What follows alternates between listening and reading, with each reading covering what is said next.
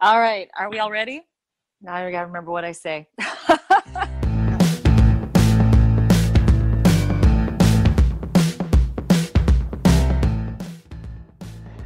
Hey, this is Janine Truitt. Welcome to HR Wonder Women. I hope you enjoy the show. Hello, and welcome to the latest episode of HR Wonder Women. I am Wendy, your host, and with me as always is Anne. Anne, how are you today? I am doing well, Wendy. I am not going to talk about the weather. No, I'm doing really well. Although, as I mentioned pre-show, I had gotten a little bit out of the habit of working out and have just recently got back into the habit, and all of my muscles are saying, why?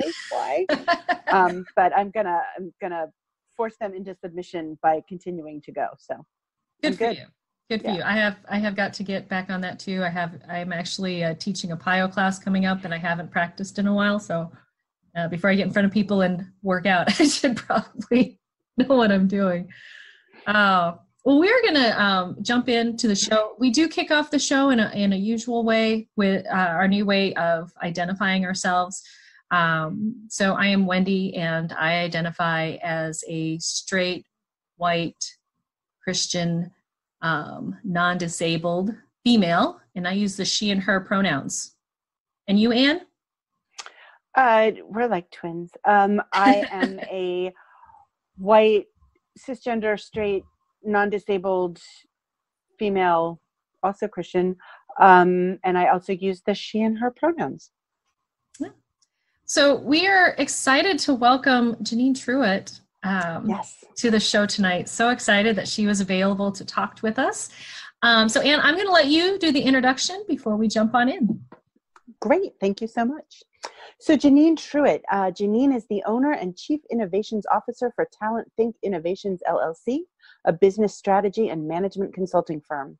Her career spans 14 years in HR and talent acquisition that has taken her through the world of pharmaceuticals, healthcare, staffing, and R&D.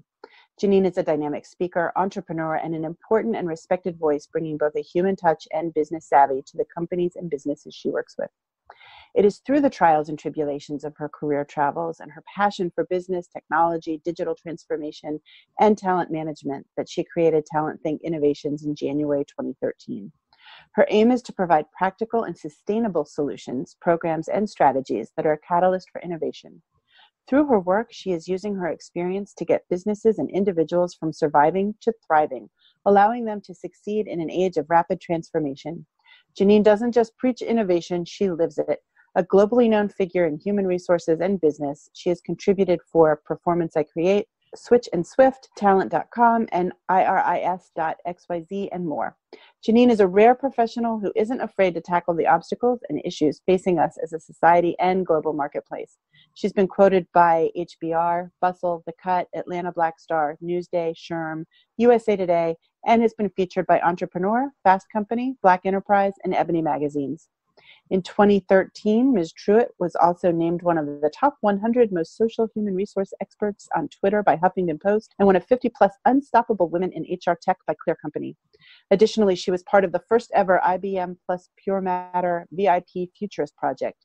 Janine is currently in the process of transitioning her knowledge and work in HR into a technology company that will address the challenges the differently abled community has in becoming gainfully employed. She proves that humility, innovation, and practical thinking has value and is fast becoming the new business imperative. Visit her blog, The Aristocracy of HR. Follow her tweets on Twitter at Czarina of HR. Catch her in action every Thursday at 10 p.m. Eastern Standard Time on her Periscope show, Ask Czarina Live, and on Anchor FM for her Growth on My Terms podcast. And we will have those links in our show notes. Janine, I am so excited to get to talk to you. Even if I hadn't been excited, then just like reading your bio would have made me excited, right? And so I know that all of our listeners are going to really enjoy this conversation. Thank you. I am going to jump right into our first question. And, you know, Wendy and I just identified ourselves, and I was saying to her a little bit earlier, you know, I intentionally identify in a lot of ways on this show because I want to own my privilege in the context of this conversation where we're really talking about intersectionality. And, you know, Wendy and I started this whole podcast series as a way to explore intersectional feminism within the HR world. And, we know that intersectionality matters. So that's why we're here doing this podcast. So we have a lot of different ways, everyone does, in which we identify, and different parts of our identify matter more in some spaces than others. So when thinking about this particular conversation, how do you identify and what are your pronouns? That's an interesting question because I don't know that I've given it a whole lot of thought, but I would say that if I had it my way, I would identify as an Afro-Caribbean woman, cisgender woman who is non-disabled and an omnist. I'm not sure if you know what an omnist is, but an omnist. So basically, an omnist is somebody who can take from a lot of different religions and incorporate them all. So I am by birth a Christian, a Lutheran in specific, and grew up in the Roman Catholic Church as well. But I have found myself drawn to find the truth in a lot of different religions because I think that there is a general thread between them all. And so that's where I'm most comfortable these days. That is cool. I was not familiar with the term, so thank you for sharing that. That's really interesting. Yeah. Yes, definitely. That was very cool. We always learn something. So, all right. Well, so that's the show. We've already learned something for the day. No. There you go. Well, Janine, tell us a little bit about your HR journey and what led you to start Ask Sarzina Live. Yeah. So I started in staffing in 2005, and I started working in a scientific group for a staffing firm. So I used to basically consult and hire for the pharma industries, R&D, and things like that. And I pretty much stayed in technical fields for the whole time. So I started in staffing. I hated it. Got out of that quickly and went into home care because I had spent, prior to graduating, I had spent 8 years in healthcare. So ultimately I'd hoped to have taken my HR experience and had that be expressed in the realm of healthcare. So I went to home care and then went on to a major healthcare system here, North Shore, LIJ, now known as Northwell. And my last stint was in Brookhaven National Lab, which was R&D. They're one of 12 national laboratories that are under the Department of Energy.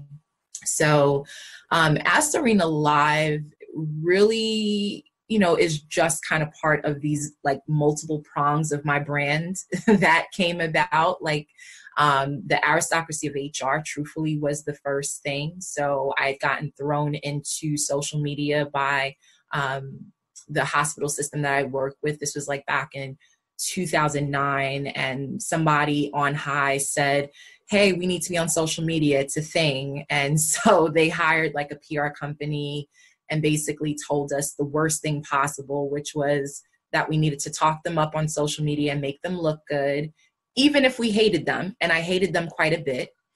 I try to kind of figure out like Twitter at that point. And basically I started tweeting out HR tips just to see like who was out there. It was almost like a beacon of light, like who else is out there in the HR world? I have no idea how to use this thing.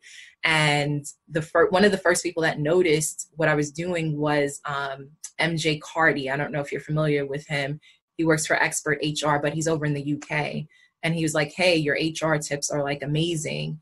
And he was kind of like the door to all other HR people. He's like, well, do you know this person? And do you know that person? And little by little, it was like, oh, wow, it's a whole crew of people. So I continued doing that. And then this company, Toolbox of HR for HR, had reached out and said, hey, we love your tips. Have you ever thought about blogging? And I was like, absolutely not. I don't have time for that. Are you crazy? And they're like, just write an article for us and let's see. And so I did, and shockingly enough, somebody cared. I had like comments, and I was like, wait, somebody actually cares what I have to say?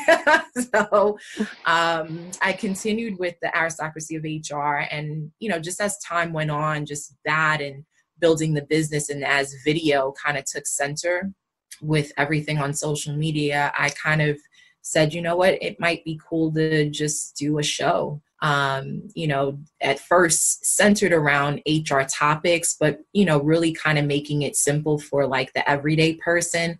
But as I went on, I was like, I don't just want to talk about HR anymore. Like, I kind of want to talk about a lot of things. I want to do my Oprah thing.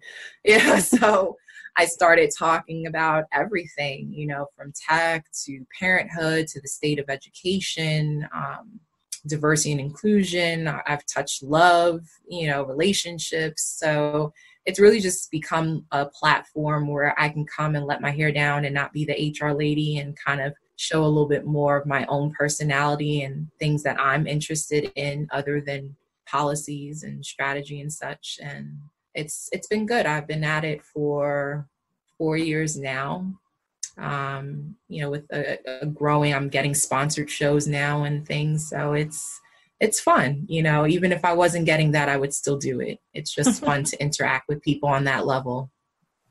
Yeah, I think it is so cool that you have grown it from just like tips on HR, like, let me just, like do these things, to something that's really like your full self, right? So it isn't that you just had to keep it, just keep your HR hat on, or just keep it in that one lane. And I think I've been thinking a lot lately about the difference between bringing our full self to work and bringing our authentic self to work. And I think it is very difficult to bring your full self to work. You can be authentic, but you're not going to bring everything. Some stuff you purposely want to hold back because it doesn't need to be shared at work, but you're making this into something where you can not only be authentic, but you can be your full self in this endeavor, which I really love. And it segues kind of into the next question. So thinking about that, what can we do to encourage, and when you identified, you said that you identified in part as an Afro-Caribbean woman. And so as a woman of color with your own specific background, and we're not asking you to speak for all women of color or all Afro-Caribbean women, because that you can't do that. But you have a unique perspective on what HR needs to do to allow women to rise and thrive in their organization. So how to be more of their full self and completely their authentic self within our organizations. What are some things? Give us some tips. No. Give us some tips, darling. Give us some tips. We're dying. No, right. Like, we're not asking for tips, but from your perspective, what are things that HR should be doing? Because what I hear a lot, especially I will say, what I hear a lot from Black women is, I couldn't be all of that in my organization. I had to go out and find something else and do something else. And that's why so many Black women are entrepreneurs. But the reality is not every woman can be an entrepreneur. And women going on to become entrepreneurs should be something that they're doing because they're called to it, not because they're driven out of our organizations.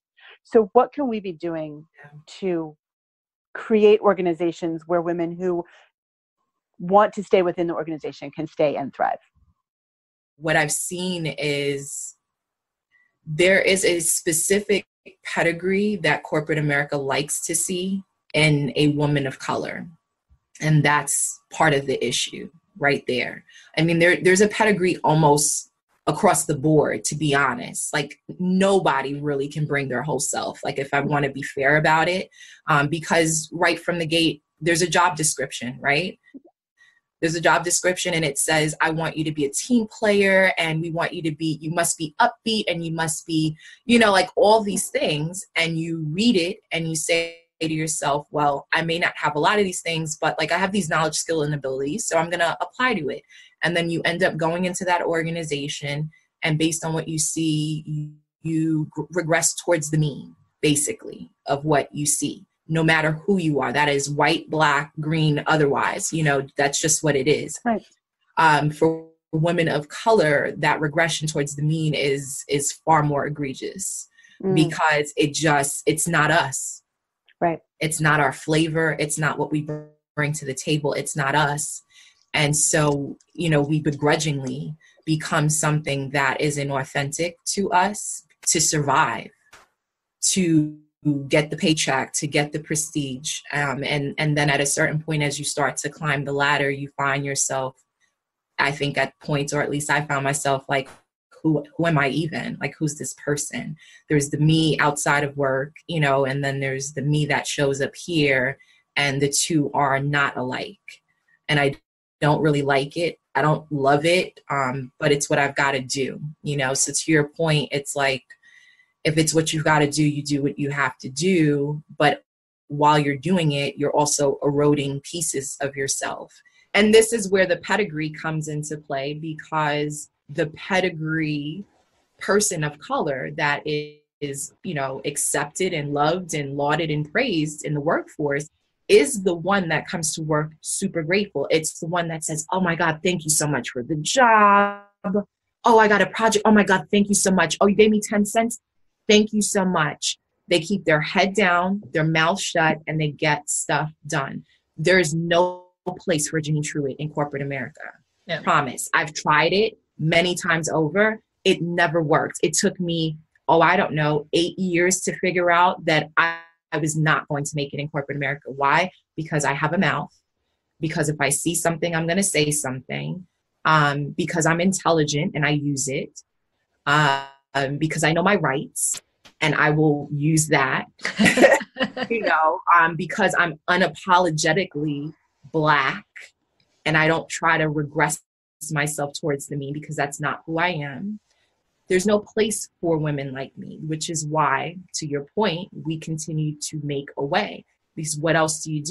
You sit there and suffer, especially my generation for certain. We're not with the crowd. We're just like, enough, you know, like we've watched our mothers and our grandmothers and our aunts go into the workforce and they come home and they gripe about the stuff that goes on and they just continue keeping on. It's no life. It's no life like to live like that. So it's, you know, it's become a bigger issue for particularly the younger generation than the older, because they're like, well, just shut up, just do the job. Like, just shut up. We know. And we're like, no, this shit is wrong. Like, yeah. Enough. Yeah. No, totally agree with that. And it's, and we kind of talked about this a little bit, Janine, you know, I'm a Gen Xer, and I grew up in a time where we were all told, you know, just be quiet, work hard, wait your turn, all of that. And then you darn millennials come up and won't wait your turn. No. We're something. Look at the Gen Zers. They're having none of it. Thank God that people are, you know, that you guys are a step away from that of, you know, shut up and wait. And, you know, there was a lot of that, not just in all of any, however you identify, there's a lot of that things that what you grew up with and moving into that. So you have to take all of that whole piece, and even back beyond that, you know, like you were saying, we're talking about how this was all set up eons ago. And none of us had anything to do with it, but this is a system we live in. We need to stop saying this, how did we get here? It doesn't matter. It doesn't matter how we got here anymore. This is where we are, and we need to own it and make it better. That's what we're trying to do. One small piece at a time. I mean, you know, we won't, I was having this argument with somebody recently, and their, you know, rebuttal to me feeling like I can fix any of this was, it starts with the kids. We're doomed. Like, forget adults. It starts with the kids. And it's like, I get that.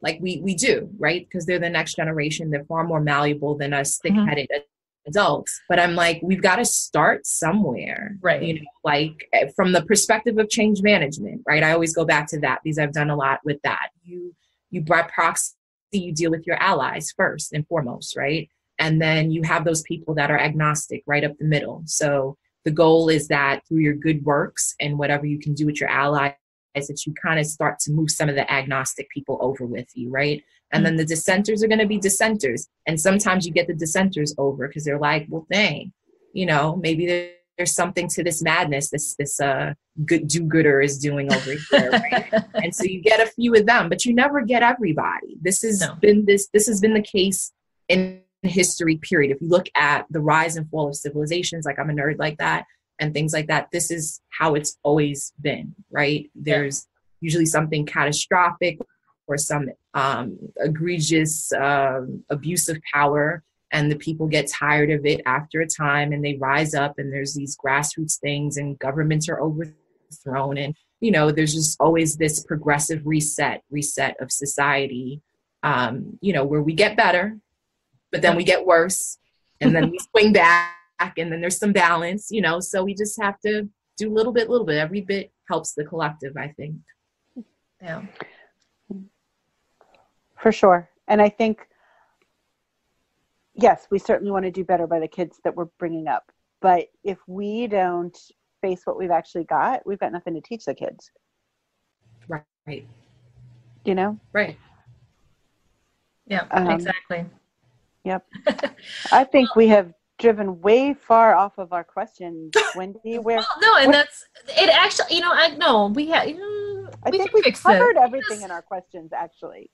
We do, but here's the thing. I think because we've talked about a little bit about this, and Janine, when you and I chatted earlier, we talked about how you've talked with other Black Afro-identifying women, and no, you're not speaking for everybody, but there are some universal experiences out there that oh, that happened to you, oh, that happened to me. And I think women, we all have that in some way, shape, or form. Totally. But let's talk about what are some of those good things, and what are some of the not so good things, and how can we all learn from what's good and what's not to be better? Yeah.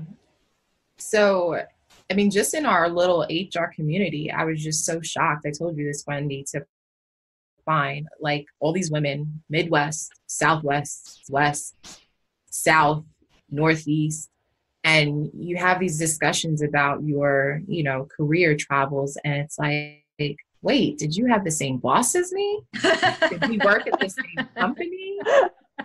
And it's like, well, okay, so I've not lost my mind, because there's a certain semblance of when these things happen, when the bullying starts, when the inequity starts, that you start to, after a few jobs, literally I stepped back. I'm an introspective person, and said, is it me? Like, let me really evaluate this. Where did I go wrong? Did I do something here? And I couldn't quite get there. And then when I spoke to other Black women from all sorts of parts of the country, I'm like, oh, so this is what we're doing. This is a thing. Like, this is what we do. Maybe there's a manifesto. So, as far as the not so good things, what I found is there's a rule book, an unspoken rule book, and Black women do not get privy to that. Women of color, period, do not get privy to it. And it just gets rewritten as it serves and suits the organization and those that they want to see rising the ranks. So you inevitably, you come in very gung-ho. They're excited to have you, and you're excited to be there, and you work in your role, and things are good for a time until you hit this plateau. And it's like, suddenly you're doing something wrong. Either you're too vociferous, or you're not amicable enough, in the sense that you're fraternizing with other people, and that becomes the thing they want to ding you on. Or you're too serious, and they don't know why you don't joke around more. And suddenly you're wanting to have discussions about your good works. Like, forget all the soft stuff, but I hear you, but look at the work that I'm doing. Look at this body of work, and your body of work is vast. I have never spoken to a woman of color who didn't work her natural tuchus off, literally. Projects, what can I do more? Policies, like everything. Again, because of that conditioning, you're taught, hey, wherever you can get in, fit in there. And if you can do more, do more. But the do more just makes you a worker bee. And it doesn't really translate well into the C-suite. And if you can't play the politics and the bureaucracy, which we are not privy to how that gets played, then you're definitely damned, for sure. And so you have all these aspirations, all of this education that they keep telling you you have to go back for because you never have enough, you know? So it was at the point that I got my bachelor's and had 6 HR certifications from Cornell under my belt, it was, oh, that's great, Janine, but how about getting your PHR? Oh, that's great, Janine, that you have 9 credits towards your master's, but how about the full master's? Meanwhile, I was reporting to and doing work on behalf of women, white women, who had a high school diploma and were continuously getting under off-cycle raises and on-cycle raises for mediocre work. Couldn't write a policy to save their life, couldn't set a strategy to save their life. In fact, most internal partners didn't even know that they were directors or managers. They thought I was. But I was getting paid, I was getting the 2% per year. Thank you for your job. So the worker bee in the realm of, you know, women of color does not work. Yet this is what we get told from the very beginning. And so we find ourselves over and over again spinning our wheels, never really achieving that success, unless we properly regress towards the mean and we play the game and we learn how to play the politics and be cutthroat and do a lot of the stuff that's not innate to us. Then you see us get into the VP roles and you see us get to president and all those sorts of things. And everybody's happy because finally they can say they have a woman of color in the echelons. And the woman of color is happy because she's the first Black woman to ever. And so it's wonderful for everybody, except it's not, you know, because they only ever let a few of us through anyhow. And then for the rest of us that are towards the middle and bottom, the ones that rise to that level never resonate with us because they have changed their whole aesthetic to mirror what's at the top. So when the company thinks they're doing something good by just simply having a token in somebody, we're all like, well, she doesn't represent me. She doesn't know my struggle. She played the game and she's just like you. So, I mean, for all intents and purposes, she could not be Black. She could not be Latina. She could not be Indigenous, in my opinion. In fact, there's some white women that are several notches below that I would rock with more so than her, you know, like, and so it's wild how these companies just really think having some sort of pedigree that they create is going to translate into some sort of mirage of success that other women can ascribe to. When we all know each of our roles, it just depends on how you show up and how the company wants to accept you. So those are some of the pitfalls. You know, in terms of the good that can be done, I think you have to, again, you have to just advocate for everybody across the board like you would anybody else. It's really the advocacy. I didn't start seeing visibility for myself or my career until I had women allies that were willing to advocate for me. And there were quite a few, and not all of them were women of color. I have to be honest about that because I think, you know, part of this discussion is for you guys to own your white privilege. But I think it's fair for me to sit here as a woman of color and say that not all the time was it my own who did well by me. You know, sometimes it was a woman like you all who was like, I don't like this crap, you know, and I don't like the way they're doing you. And here's the rule book and I'm gonna help you navigate it. Because the woman of color was too busy, again, regressing towards the mean, being a people pleaser. So it's almost like it's set up for us to be pit against each other. Oh, sure. Right? Because naturally, if I'm a woman of color and you have hit the upper echelons, I'm thinking like, whoa, you know, love to be a mentee under her or to have her advocate for me, but she can't advocate for me. There's only but so much she can do. She gets to be up there and be pretty and make the company look good and play the politics well. But her job is not to get other women of color there. Right? And so it breeds resentment and it puts white women on a pedestal because you become the do-gooders again in that situation, whether it's genuine or not. Right? You get to, so in every situation, white women win and Black Black women we're left with these really heavy topics within our own community about, why is it when you reach a certain level that you got to change it up? Why don't you put your foot down, and hold down the fort? But they can't.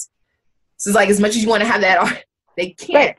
Companies, like for the ones that care anyhow, I'm not convinced that too many of them really care about diversity in a meaningful way.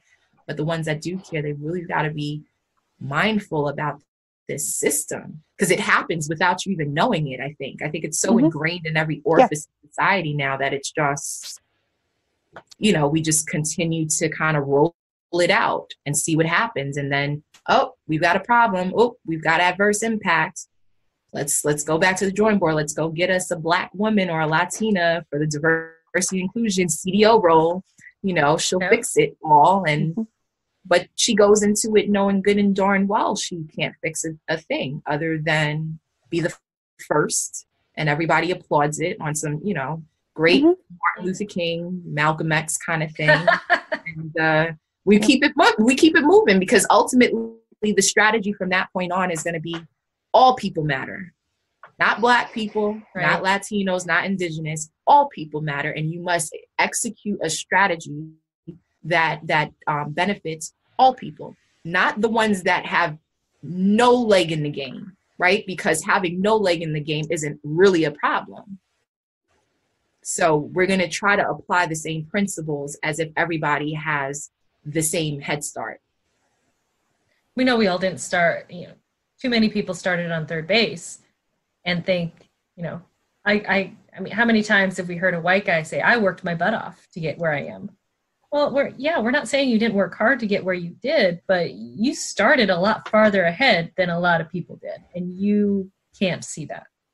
Well, yeah, I mean, there's just the perception alone of socioeconomic concerns there's so much dissonance, right? Mm-hmm. So like you talk to some people and they're like, oh yeah, like this one woman I'm coaching, love her dearly, but it's, yeah, I'm down and out, and I don't know what I'm going to do. I've got to find a job. Oh, but I live over here in a 3-floor townhouse in like a pretty nice neighborhood, right? So like when you say that to a person like me, and again, I didn't grow up super poor. I'm not even going to sit here and act, but I know it. I've been around it, and I know what that's like, right? A little bit more than most. But still, I'm like, oh, that's not the struggle at all.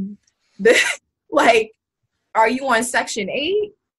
Mm-hmm. Are your bills up to, are your bills behind? Is somebody knocking your door? Do you have somebody doing drugs in the hallway, like next to you? Like, for me, I didn't grow up like that, but I know people who grew up like that. And I've certainly been in buildings where that stuff happens. So the come up for me is very different so then when you hear these things, I'm like, okay, I don't want to poo-poo where you've been, because it's all right. It's all subjective.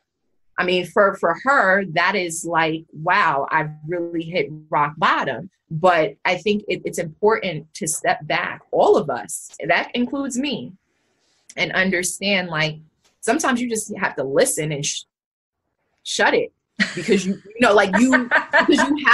what you're experiencing is far from horrible. Like, I've lived in a house, my parents are working class people, and we always had a car, and I always had food on the table. When I'm speaking to other Black people or people in general who haven't had that experience, my job is to make space for them, right?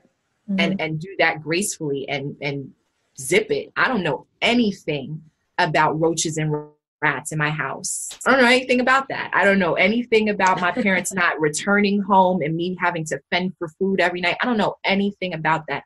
But as another human being, I can empathize and recognize that was a really crappy way to come up, and give you some tools so that you can live your life better. And I think that's the piece that we're missing. Yeah, I think that in particular is like that difference between being poor and being broke. And I think that people who are really poor are poor. And then there's a lot of people who are broke who think they're poor, but they're just broke. Right. Right. But I was really struck by what you said earlier about that no matter how it's played out, that white women win. And I think that you're right.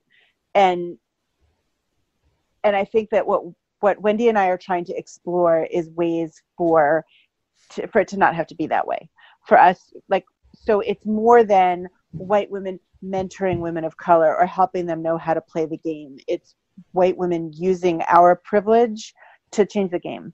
Mm-hmm. Yeah. So that it's not just, because you're right. If I mentor someone and she succeeds, even if I mentor her to where she succeeds above me in the corporate ladder, I still win. Mm-hmm. Right. But I haven't changed the whole game. And so I think that's what Wendy and I are really exploring, are ways within HR that we can challenge the whole system and not just find ways to help people of color work within a system that was created to never work for them. That the rules are always going to change. In the current system we have, the rules are always going to change. If you figure out the rules and you get it right, then it's going to be something else. And they're just always going to change without telling you, because the whole point of the rules are to keep you down. Mm-hmm. Yeah. To never let you get there. So yeah, I think that the whole point of this podcast and a large part of what we're just trying to do in general is figure out how to change the game, because it's not a matter of changing the rules. We got to change the game. Yeah. And I think, another point to make on the mentorship is a lot of times mentorship seems like the easy fix. And oftentimes, while it's an easy fix for the business, it is insulting to women of color. And the reason why is because many times the person who's in a position to mentor isn't even remotely smarter than the person that they're giving all of this sage wisdom to. Yep. And it's like, I've been to school, I've got several degrees under my belt. Mentorship is not what I need. I need a level playing ground so that I can show up and compete against other people who are similarly situated and have the ability to win, right? Yeah, it's recognizing that I'm not necessarily going to win, right? So the way that it's set up is this quota nonsense, which is I win because I'm Black in this scenario because you haven't taken affirmative action to hire people like me. But when we talk about equity, it's that I've done all the right things and I am worthy, and I'm going to be up there and considered for all opportunities, all transfers, all promotions, all raises, just as any of my other counterparts. Doesn't mean I'm going to get it. Means I have a fair shake like everybody else to get it. I'm not counted out. Exactly. Mm-hmm. Exactly. All right. Well, we'll move on. And I think it's time for us to move on to everyone's favorite part of the HR Social Hour, our half-hour question connection, which comes with the female twist. So you did talk a little bit about when you jumped into the HR journey, how you kind of had someone helping you and say, hey, opening doors, say, do you know this person? Do you know this person? So talk a little bit more about that, about how networking has helped you and what now is effective for you as far as as far as networking. Yeah. So, networking is so key. I think this whole thing of social media to me is a very unique and special thing. Whenever has there ever been a time where you can simply hop on a platform, build a name for yourself, specifically as a woman, be known beyond your HR desk, right? Because let's be honest, we all would have just been the HR lady in our respective organization. There would have been no pomp and circumstance behind any of our names if not for this thing called social media. It really has democratized voices. For the good, for good, bad, or indifferent, but I like to focus on the good. Yes. And so, I have this robust group of people that I can call on at any time because I got on and I shared my thoughts. I shared my thoughts and things that I knew, and I didn't keep it in a silo or keep it to myself. I wasn't, greedy about it. And, we're in the digital era, and we are in a time where hoarding information is no longer going to help. we have complex problems that we have to be solving in all of our organizations and life. And we get better, exponentially better going into the 2020s by sharing that knowledge with one another, really, whether that's digitally or in person. So, if not for my presence really on social media, Talent Think would not exist. It wouldn't exist. I wouldn't have had the gumption to do it as early as I did. I wouldn't have had people putting the battery in my back telling me it was a wise thing to do. It literally, all my mentors that pushed me towards Talent Think were like listening to me about my woes at my job offline, and basically just were like, get out of your own way. You need to start your consulting firm far earlier than you think you do. Like, you've outgrown the corporate world. And that was huge. I would have never had that mentorship in any of my companies. Who was going to tell me that? Go and start a business. This is beyond you now. So, I mean, there's really good people out here. And I think if every HR practitioner is willing to spend just a little bit of time every week getting to know some of the people out there and finding the synergies between the ones they're meant to be connected to, it can take your career to heights you won't imagine. If not from just the knowledge that you get from them, that you wouldn't have had, opportunities, doors open. I can go on and on about the ways in which I've been blessed since meeting a lot of people in our sector. So it's super important. Now, as I'm in business, I have clients to serve. So, the one thing I will say is that not all networking is good networking. You need to be really intentional about who you're networking with and the spaces that you're going in. And you don't always have to know all the people either, or meet all the people. So now I don't focus. In the beginning, I focused on meeting all the people. Like, I wanted to cast this really wide net. I didn't find that served me, because I was, attracting all sorts of characters and things. Now I cast a much smaller net, and I don't try to meet all the people. I just go in there with a positive energy and know that I'm going to attract the right tribe to me, and I try to have really intentional conversations, and those things often lead to, if not a collaboration, something, or some sort of advice that I needed. So yeah, if you're not out here networking, you're doing yourself a great disservice, whether it's digitally or in person. Like, get out there. I don't care if it's a meetup in your neighborhood and it's 5 people. Go meet people, and find out what's going on outside of your organizations in your own life, because there's a lot. And I think we all can use to have a, vaster perspective of what's happening. That's awesome. That's awesome. So in that vein, tell us some women that you read or follow for professional insights. Oh boy, just so many. So, I mean, my girl, Sarah Morgan, that's my girl. I adore her, and she's a strong lady, and, she knows her stuff. I like her very much. I love Jasmine Wilkes, Kirsten Gregg's, Tiffany Keel. She's not often center, but she does a lot of good from where she sits over there in Minnesota, and she's just a good human.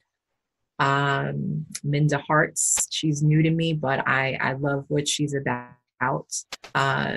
Dr. Janice Presser, she's one of my dearest friends and mentors, a techie lady, a world of work lady, and has been such a catalyst for me behind the scenes. Like, she doesn't boast. She's just who she is. And she's constantly like, you good?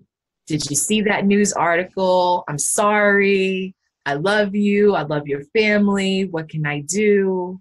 So when we talk about, allies, like, that's so important, to just have somebody that's just like, hey, I see you. I love you. I want better, just checking on you kind of stuff. So, yeah, love her. Allie Poland is another one. She's more on the leadership end, but so practical, so human. I just love what she's about. I can go on and on. There's just there's just so many women that I adore, really. Oh, great list there. Great list. Hopefully, we're planning to get Minda on the show right before her book comes out. So I'm I'm excited. I need to get my pre-order in. Yes, me too. Me too. Yeah. How about a favorite movie that features a strong female cast?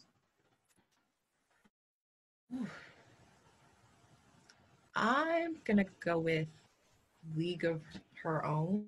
Oh, I don't know. I just love that movie. It's just one of my favorite.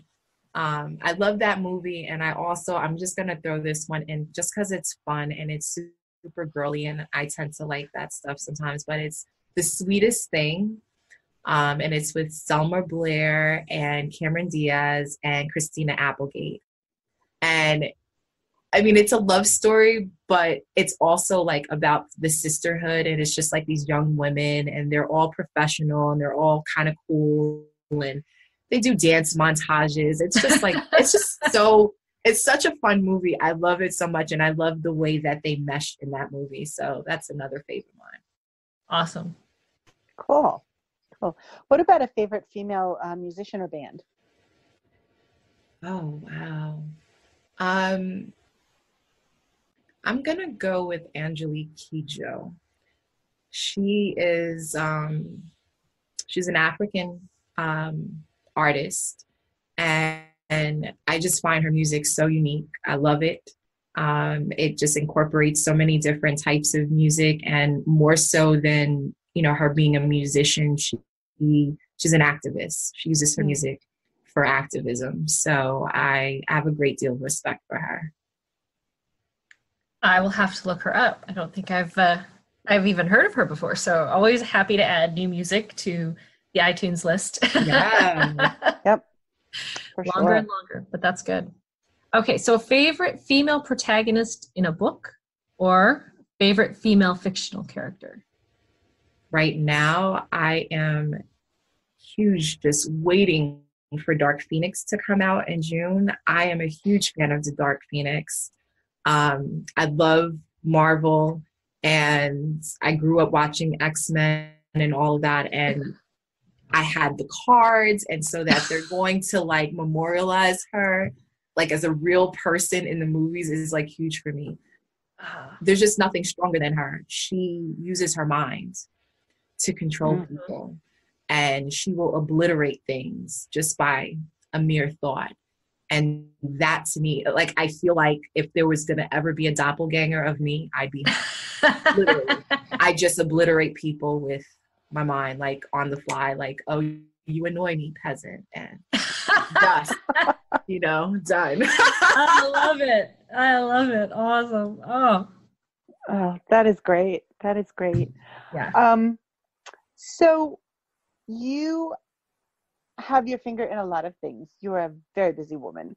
What do you do when you are not working? Oh, yes. I like the beach. I spend a lot of time at the beach. So Long Island, that's what we're known for. I'm big on that. I'm a cook.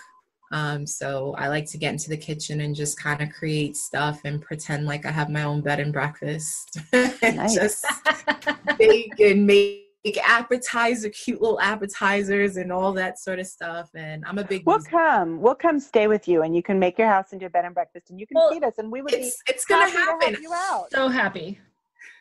I'm racking up so many people, on this bed and breakfast idea. I keep speaking it out there, but I keep telling them the dream after talent think is the bed and breakfast. Like, I'm just gonna have a bed and breakfast on the beach, and I'll have like, yoga, and we'll have like nightly bonfires, and I'll also have the bartender. We're there. I'm there. Yeah. Just come let your hair down. It'll just be a big girls party, and it'll be great. Perfect. Yeah. Perfect. I love it. Well, I am going to be in New York City in May, so I will keep you posted on that, because I would love to. Yes, that would be you amazing. And meet in person. I think that would be. Yeah, definitely. Just found out, and I'm just like, oh, yay. Yeah, that would be so much fun. Yes. Yeah, definitely. So, but Janine, this has been just fantastic conversation. I am so happy that we were able to make this happen.